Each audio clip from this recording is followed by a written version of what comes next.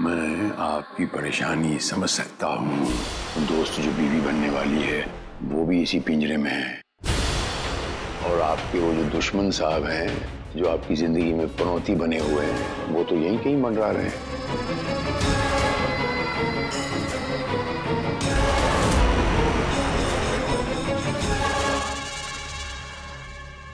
Wow, excuse me, इसका price?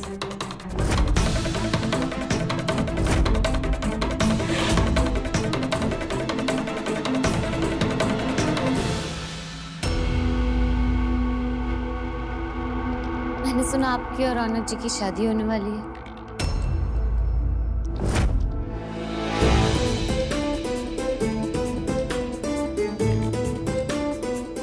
आपका गुस्सा, आपकी चिढ़ मैं समझ सकती हूँ, क्योंकि मैं अच्छी तरह से जानती हूँ कि आपको और आपके परिवार को जो परेशानी हुई थी इसमें कहीं ना कहीं मैं भी जिम्मेदार थी। इसलिए आपसे माफी मांगना चाहती हूँ। I'm sorry। और आपकी शादी होने वाली है तो congratulations। Thank you. आपको भी कंग्रेचुलेशंस। मैंने सुना कि सुजॉय ने भी आपको प्रपोज किया है। हाँ, हमारी भी शादी होने वाली है। All the best for your life. Thank you. एक रिक्वेस्ट थी आपसे। क्या? प्लीज आप हमारी लाइफ में वापस मत आइएगा। दूर चले जाइए आप हमारी जिंदगी से। मैं नहीं चाहती कि आपका साया भी हमारी जिंदगी पर पड़े। बम बम।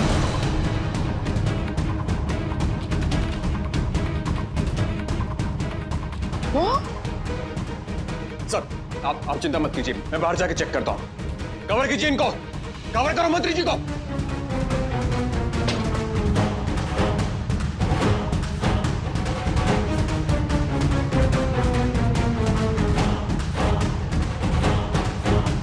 वाह, मम्मा।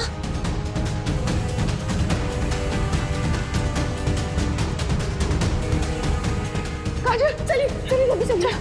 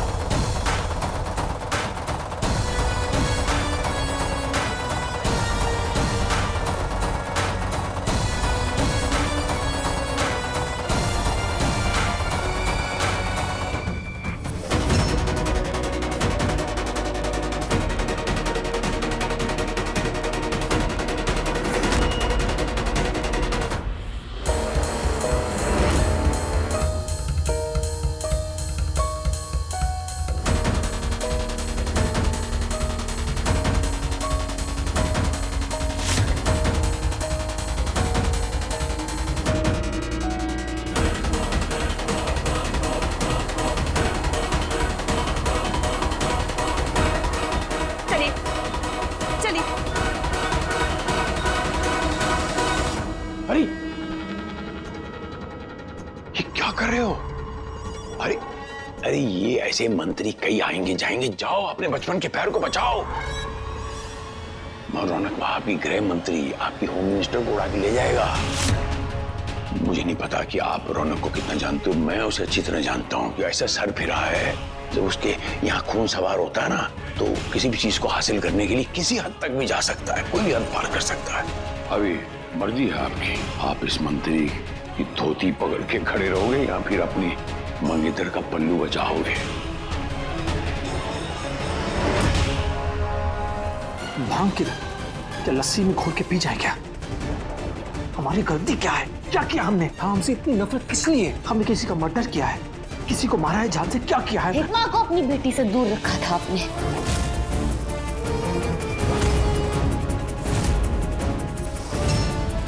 दोस्त बोलकर धोखा दिया आपने। एक तरह से आपने भी वही किया ना जो आपके पिता ने किया। आप बोलिए, मैं क्या करूं इस दर्द का? हाँ, मैं कैसे खुद कर पी लूं उसको? साला फिर से वही रट, एक बात बार बार दोहराई जा रही हो। एक बार हमारी बात भी सुन लो। क्यों? पक्ष क्यों सुनूं मैं? कोई नई कहानी बनाई है आपने? हाँ, क्यों नहीं? सर जी के बेटे हो ना आप। सच को झूठ, झूठ को सच बनाना अच्छी तरह से आता है आपको, है ना? अरे देखो, हम तुम्हें सच कहना चाहते हैं, तुम तो सोच रही हो। हाँ, कर लो जोर जबरदस्ती, करो, जितनी जोर जबरदस्ती करनी है उतनी कर लो। यही सीखा है आपने अपने पिताजी से, तो मैंने भी सीख लिया है। नहीं सुनूंगी मैं, मुझे कुछ नहीं सुनना, कुछ नहीं सुनना मैं। चुप चुप रहो, हमारी बात सुनो। अगर नहीं सुनोगे तो लाउड स्पीकर लेकर तुम्हारे कान में बोल देंगे। हम मानते हैं तुम्हारी माँ हमारे पास थी, लेकिन हम केवल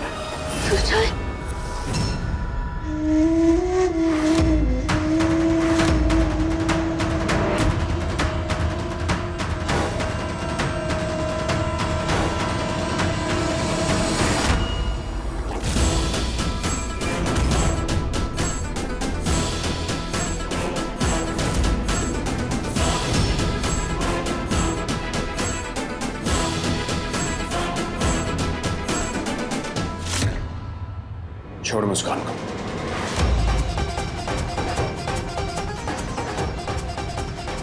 लगता सुनाई नहीं दिया तुझे। गोली चलने की आवाज सुनकर शायद तेरे कान के पर्दे खुल जाए इस बार। और इस बार गोली चलाने में एक बार भी कतराऊंगा नहीं मैं। तुमको अगर 6 की 6 गोली हमारे दिमाग में ठोकनी है तो ठोक दे साला,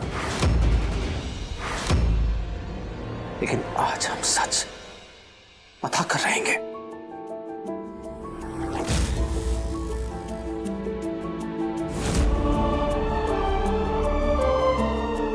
रौनक जी, आपने अगर दिल से कभी भी थोड़ी सी भी इज्जत की है मेरी,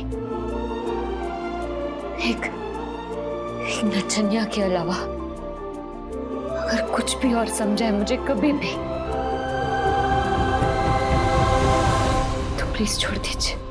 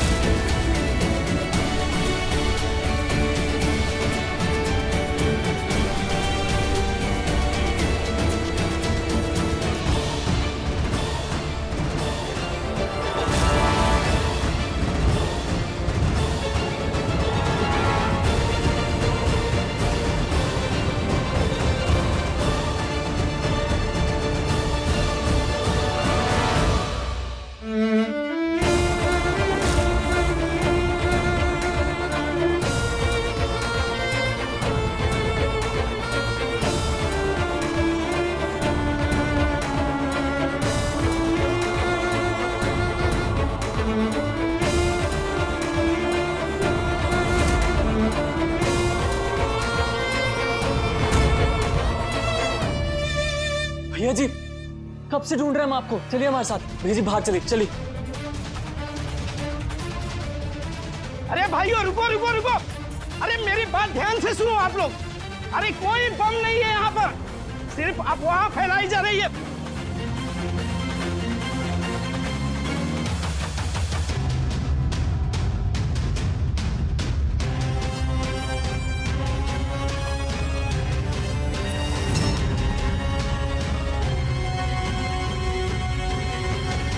आप ठीक तो है? हाँ मैं ठीक हूँ, तुम ठीक हो? हाँ। रौनक कहाँ रह गया?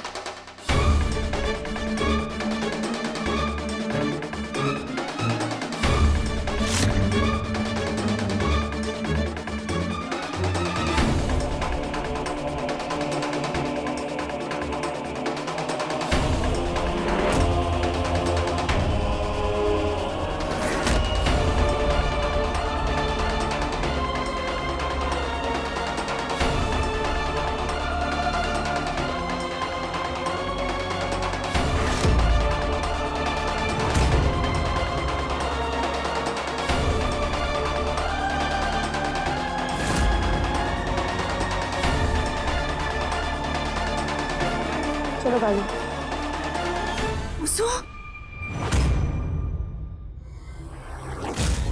सब ठीक है मासी, वो कुछ नहीं, अंदर किसी ने अफवाह फैला दी बॉम्ब की। गाड़ी निकालो। सुजॉय, मैं और मम्मा अपने आप चले जाएंगे, तुम प्लीज ड्यूटी पर जाओ। मुस्कान, मैं तुम्हें छोड़कर वापस आ जाऊंगा। उसकी कोई जरूरत नहीं है, यहाँ तुम्हारी जरूरत ज्यादा है। प्लीज तुम यहीं रहो। वैसे भी अगर मैं ड्यूटी के बीच में आऊंगी तो मुझे अच्छा नहीं लगेगा। तो फिर एक काम करो, कांस्टेबल के साथ घर चली जा, वो घर तक छोड़ देंगी तुम्हें। और हाँ, अगर रास्ते में कहीं भी कोई दिक्कत होगी तो मुझे फोन करोगी सीधा, खुद हीरो नहीं बनोगी।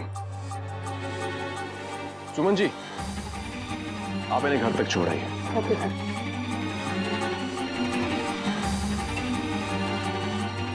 भैया जी आप यहीं रुकिए, हम गाड़ी लेकर आते हैं।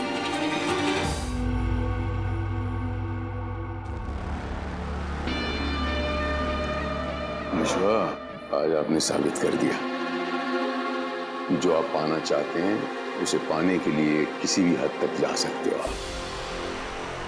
ये नकली बम की जो अफवाह है ये आपने फैलाई थी, हम अच्छी तरह जानते हैं, ताकि आप मुस्कान से मिल सको। ये क्या जिद पकड़ के रखी, सोचो तो वो किसी और की हो चुकी है।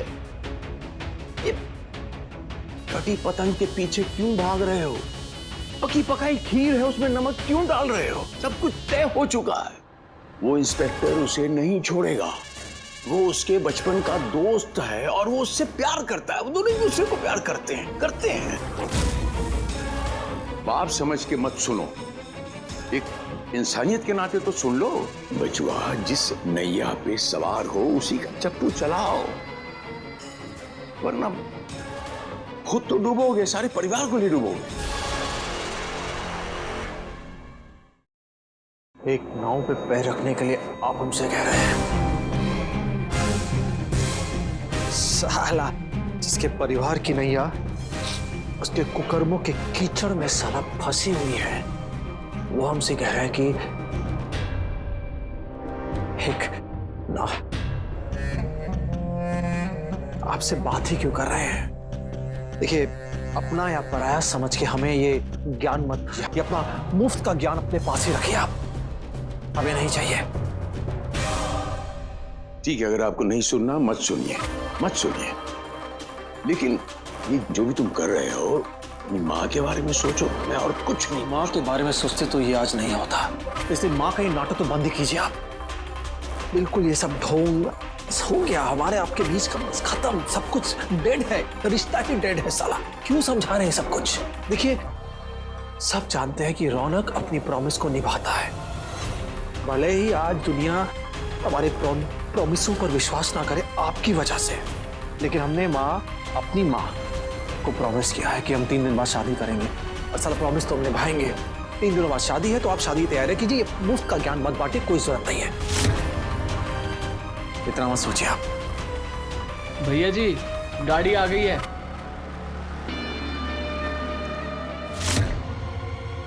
तुम तो पूरे होश और जोश के साथ ड्यूटी ज्वाइन करने वाले थे, फिर मंत्री जी को छोड़कर कहाँ गायब हो गए? अगर मंत्री जी को यहाँ कुछ हो जाता तो डिपार्टमेंट को मैं क्या जवाब देता? सर सुजय सर एक लड़की को प्रोटेक्ट कर रहे थे। मंत्री जी को छोड़कर एक लड़की को प्रोटेक्ट कर रहे थे। कौन थी वो लड़की? सर वो मेरी होने वाली बीवी थी। तो फैमिली को ड्यूटी की जगह पे क्यों बुलाया है? ऐसे थोड़ा ही होता है। देखो सुजय, अगर तुम्हें अपने फैमिली के साथ रहना है ना, तो पूरा टाइम घर पर ही रहो। फैमिली और ड्यूटी को अलग रखना। अगर दोबारा ऐसी कोई गड़बड़ की तो I will take strict action against you. I have no other option.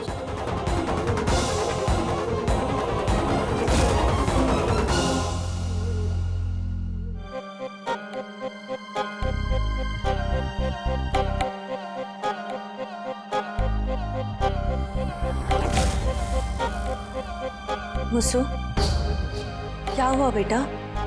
कहाँ खोई हुई हो? मुसु, मुसु बेटा क्या हुआ है? मुसु, क्या हुआ है बेटा? कुछ तो बताओ।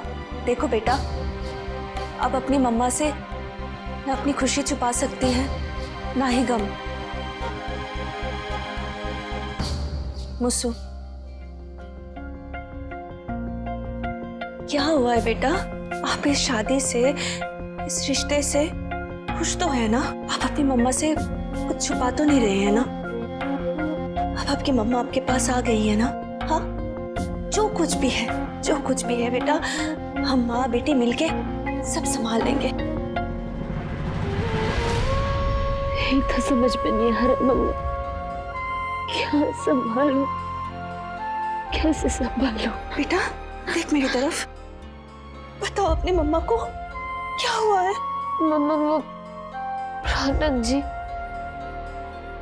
मेरा पीछा ही नहीं छोड़ रहा है।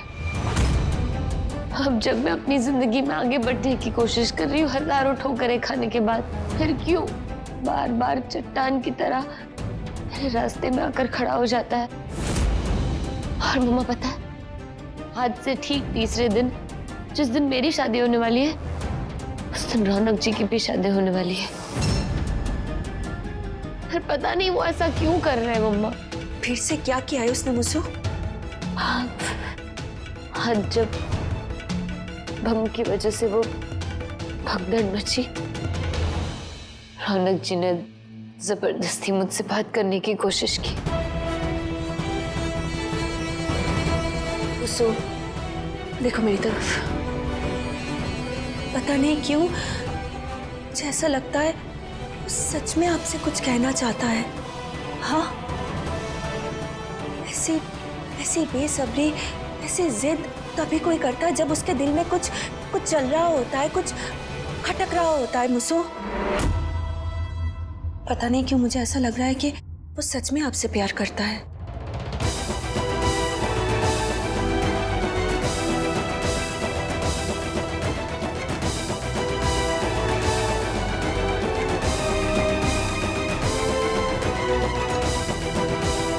और वो आपसे। मम्मा प्लीज, आप रौनक जी को नहीं जानती जितना कि मैं उन्हें जानती हूँ, या फिर यूं कहूँ कि जितना मैं उन्हें जानने लगी हूँ। वो किसी से प्यार नहीं कर सकते, सिर्फ खुद से प्यार करते हैं वो। और आप कैसे भूल सकती है मम्मा, है तो वो सर जी के ही बेटे, और सर जी जैसा बर्ताव भी करने लगे हैं। मम्मा, रौनक जी जैसे लोग सिर्फ दूसरों का इस्तेमाल करना जानते हैं अपने मतलब के लिए। दूसरों के एहसास को, उनके प्यार को समझना नहीं। अगर आप इतना जानते हो उसके बारे में, तो आपको इतना फर्क क्यों पड़ता है मुसु? आप इतना टूट से क्यों जाते हो? बताओ, कहीं सच में आपके दिल में उसके लिए नफरत।